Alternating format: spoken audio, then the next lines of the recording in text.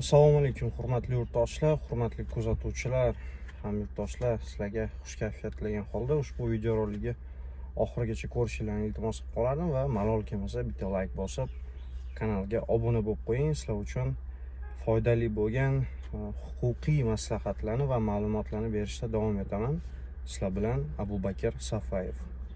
Hozirgi kunda Rossiya Federatsiyasida juda ham ko'p muammolardan biri, ya'ni aktual muammolardan biri hozirda ko'pchilik firibgarlik jinoyatlariga duch kelmoqda, jabrlanuvchi bo'lib qolishmoqda.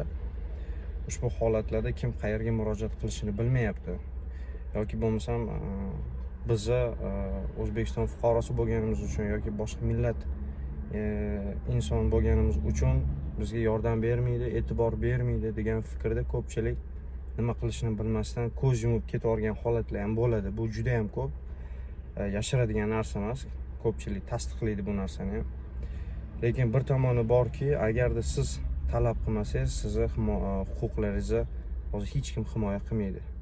Shuning uchun birinchi o'rinda o'zingiz probivnoy bo'lib talab qilish kerak. Bu organga borganda, MVDga borasizmi yoki suddami yoki prokuraturadami, qayerda bo'lsa ham talab qilishingiz kerak. Talab qilish uchun til bilish kerak.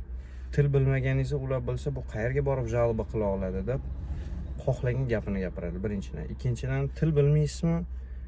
Bu narsaga bir aqlingiz yoki imkoniyatingiz yo'qmi? Unda majbur advokat yollash kerak, yuristlar bilan maslahatlashish kerak. To'g'ri yo'lni ko'rsatib, o'rgatib, hal qilishga yordam beradi. Ana shunday keyin sizni huquqlaringizni buzishga qo'rqadi siz bilan suhbatlashayotgan inson. Yonida bu til bilmasa ham bu advokat opti, bu inson harakat qiladi muammosini hal qilganini. Advokatni tashab qoladi, boshqa qiladi, jalba qiladi deb sizni ishingizni maksimal darajada hal qilib berishga harakat qiladi. Men bu gapim bilan nima demoqchiman? Ko'pchilik negativ fikrda bo'lib qolyapti, что bizga hech kim hech qanaqa yordam bermaydi deb. Birinchi o'rinda O'zbekiston Respublikasining Moskvada elchixonasi bor. Migratsiya agentligi bor. Odam bir harakat qilib intilish kerak, migratsiya agentligiga murojaat qilsa bo'ladi. Kimdir oyligini ololmayotgan bo'lsa, oylik olishda yordam berishadi yoki bo'lmasa vobshe pulingiz yo'q, ko'chada qolgan bo'lsangiz, migratsiya agentligiga yordam beradi. Hamma tomonlama migratsiya agentligi va biz elchixonamiz biz fuqarolarimiz uchun juda ham ko'p yordam berishadi. Bu narsani prosta bilish kerak, harakat qilish kerak.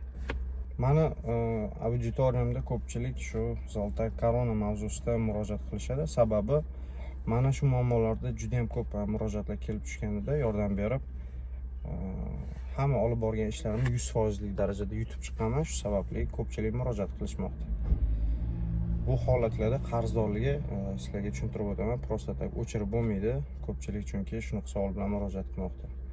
Agarda firibgarlik yo'li bilan, ya'ni sizni roziligisiz, xabaringiz, sizni nomingizga qarzdorlik olingan bo'lsa, faqatgina mana shu holatlarda jinoiy ish qo'zg'atib, shuni asosida qarzdorlik olib tashlasa bo'ladi. Haq huquqiylarni doimo himoya qilinglar, talab qilinglar. Sizlar bilan Abubakir Safayev.